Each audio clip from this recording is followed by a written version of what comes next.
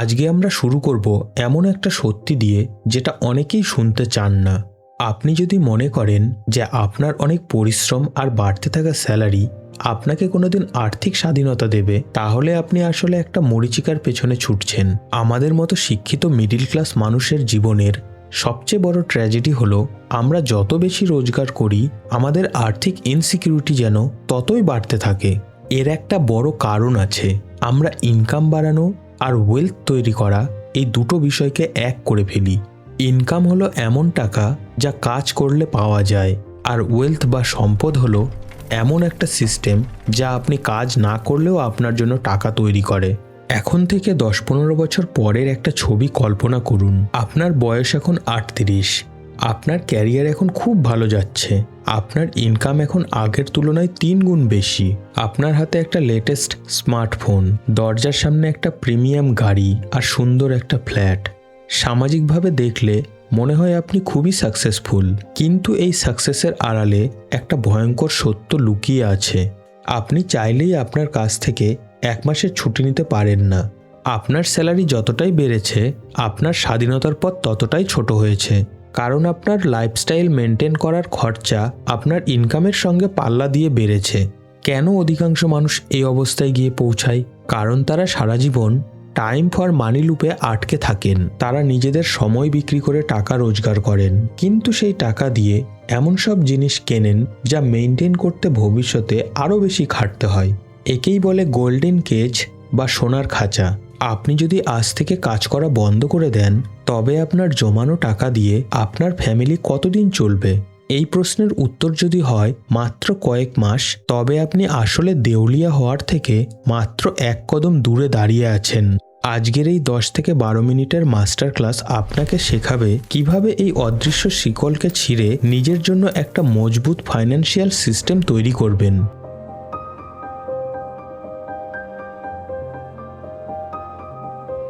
Income বাড়ার সঙ্গে সঙ্গে কেন আমাদের পকেটে টান পড়ে? এর পেছনে কাজ করে লাইফস্টাইল ক্রিপ। মানুষ যখনই 10,000 টাকা বেশি রোজগার করে, সে না চাইতেও 10,000 টাকার নতুন নতুন খরচা খুঁজে বের করে। এটা আসলে আমাদের ব্রেনের একটা ন্যাচারাল ধর্ম। আমরা ফিউচারের নিরাপত্তার চেয়ে প্রেজেন্ট মোমেন্টের আরামকে বেশি গুরুত্ব দিই। মানুষ কেন এখানে ঠকে যায়? মানুষ মনে করে যে তারা অনেক টাকা সেভ করবে যখন তাদের ইনকাম আরও বাড়বে, কিন্তু সত্যিটা হলো ইনকাম বাড়লেই মানুষের চাহিদাও পাল্লা দিয়ে বেড়ে যায়। একে বলা হয় হেডোনিক অ্যাডাপ্টেশন।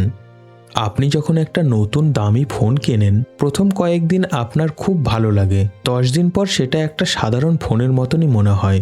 তখন আপনি আরও দামি কিছু খোঁজেন। আমরা আসলে জিনিসের জন্য টাকা খরচ করি না, আমরা অন্যের চোখে নিজেদের সামাজিক অবস্থা বা স্ট্যাটাস কেনার জন্য টাকা খরচ করি। ক্রেডিট কার্ড বা ইএমআই এই ট্র্যাপটাকে আরও সহজ করে দেয়। আপনি যখন ইএমআই কিছু কিনছেন, তখন আপনি আসলে আপনার ফিউচারের লেবার আজই বিক্রি করে দিচ্ছেন।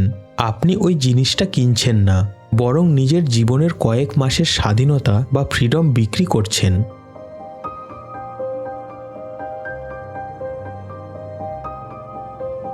ফাইন্যান্সিয়াল প্ল্যানিং কোনো রকেট সায়েন্স না, এটা আসলে টাকা চালানোর একটা পার্সোনাল অপারেটিং সিস্টেম।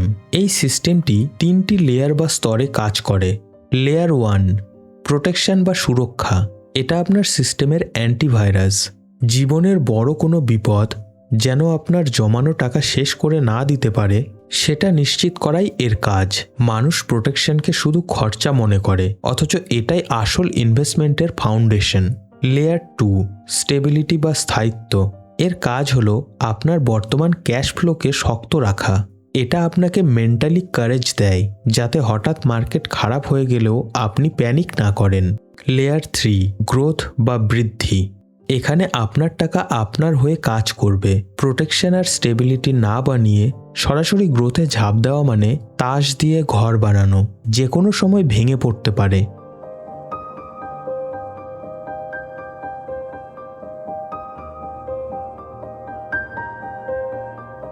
আপনার আসল পরিচয় আপনার স্যালারি নয়, আপনার আসল পরিচয় হলো আপনার নেটওয়ার্থ, অর্থাৎ আপনার কত টাকার অ্যাসেট আছে আর কত টাকার লোন আছে তার পরিষ্কার হিসাব।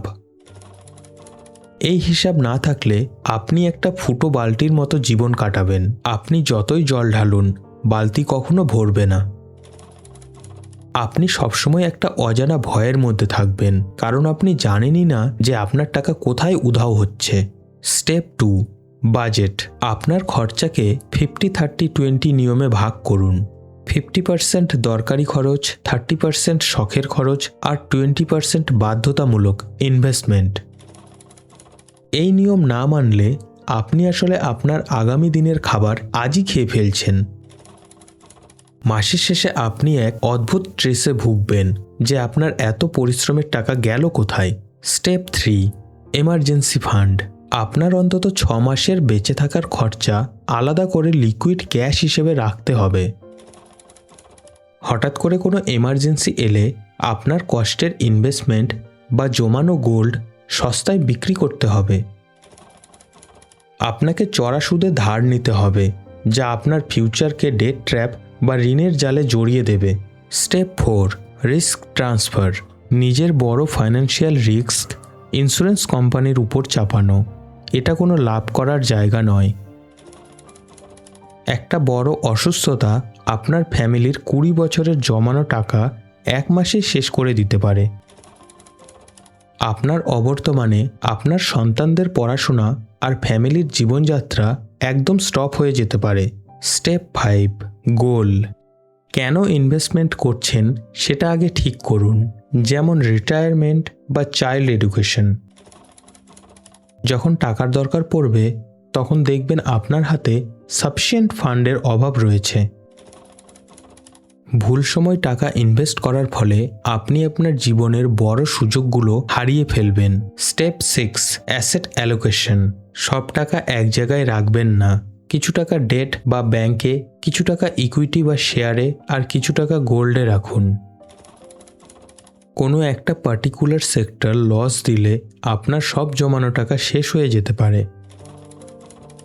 মার্কেটের সাময়িক পতন দেখে আপনার অঙ্কের সমস্ত টাকা তুলে নেবেন এবং বড় লস বুক করবেন। Step 7, review. বছরে অন্তত একবার আপনার পোর্টফোলিও রিভিউ করুন। আপনার পুরনো প্ল্যান এখনকার ইনফ্লেশন বা জিনিসের দামের সঙ্গে পাল্লা দিতে পারবে না। আপনি লক্ষ্য করবেন আপনি ভুল গন্তব্যে অনেকটা এগিয়ে গেছেন, যেখানে আপনি যেতে চাননি।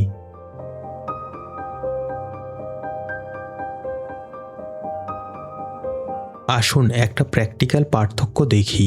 আমরা 2 বন্ধুকে 15 বছর পর কেমন দেখব তা জানব। রাহুল একজন সাকসেসফুল প্রফেশনাল। তার মান্থলি ইনকাম 1.5 লক্ষ টাকা। কিন্তু রাহুলের কোনো সিস্টেম নেই। সে বড় ফ্ল্যাটে থাকে যার ইএমআই 50,000 টাকা। সে প্রতি 3 বছর অন্তর অন্তর গাড়ি চেঞ্জ করে। রাহুল মনে করে তার অনেক টাকা, কিন্তু 15 বছর পর রাহুলের ইনকাম বাড়লেও তার জমানো টাকা জিরো। সে আসলে তার লাইফস্টাইলের দাসে পরিণত হয়েছে। সুমিতের ইনকাম মাত্র 50,000 টাকা, কিন্তু সুমিতের একটা স্ট্রাকচার সিস্টেম রয়েছে। সে শুরু থেকেই নিয়ম করে মাসে 15,000 টাকা ইনভেস্ট করে। সে তার প্রোটেকশন লেয়ার আগেই তৈরি করে ফেলেছে।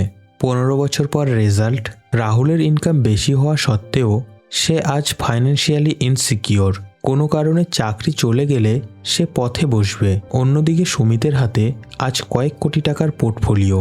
সুমিত চাইলে আজই রিটায়ার করতে পারবে, কিন্তু রাহুলকে সারা জীবন খাটতে হবে তার ইএমআই মেটানোর জন্য।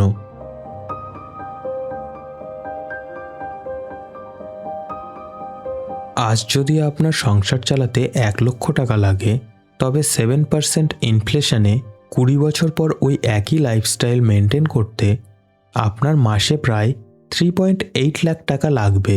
অর্থাৎ জিনিসের দাম 4 গুণ বেড়ে যাবে। আজ যদি আপনি 1 কোটি টাকা জমান, 20 বছর পর তার পাওয়ার হবে আজকের মাত্র 25 থেকে 30 লক্ষ টাকার সমান। ইনফ্লেশনকে অবজ্ঞা করা মানে নিজের ফিউচারকে স্লো পয়জন দেওয়া। ধরুন আপনি মাসে 5,000 টাকা করে এসআইপি শুরু করলেন। যদি গড়ে 12% রিটার্ন পান, 10 বছর পর আপনার টাকা হবে প্রায় 11 লক্ষ। লাভের পরিমাণ 5 লাখ। 20 বছর পর আপনার টাকার পরিমাণ হবে 50 লাখ। আপনার লাভের পরিমাণ 38 লাখ। কিন্তু ম্যাজিকটা দেখুন, 30 বছর পর আপনার ওই একই 5,000 টাকা হয়ে যাবে 1,75,00,000 টাকা, যার মধ্যে 1,57,00,000 টাকাই হবে প্রফিট। কম্পাউন্ডিংয়ের আসল খেলা শুরু হয় 20 বছরের পর। যারা আগেই ধৈর্য হারিয়ে টাকা তুলে নেয় তারা এই 1 কোটি টাকার সুযোগ হারিয়ে ফেলে।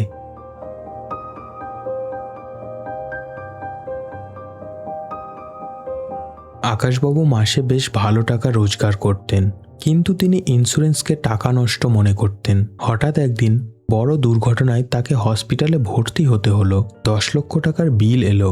আকাশবাবুর জমানো সমস্ত টাকা শেষ হয়ে গেল। স্ত্রীর গয়নাও বিক্রি করতে হলো এবং বাচ্চার কলেজের জন্য রাখা টাকাও খরচা হয়ে গেল। এক রাতের ব্যবধানে একটা হ্যাপি ফ্যামিলি 10 বছর পিছিয়ে গেল। একেই বলে ফাইন্যান্সিয়াল ট্রমা। একটা 5 থেকে 10,000 টাকার হেলথ ইন্স্যুরেন্স এই অন্ধকার থেকে ফ্যামিলিকে বাঁচাতে পারত। মনে রাখবেন, হসপিটাল আপনার ইনভেস্টমেন্টের কথা শুনে বিল কমাবে না।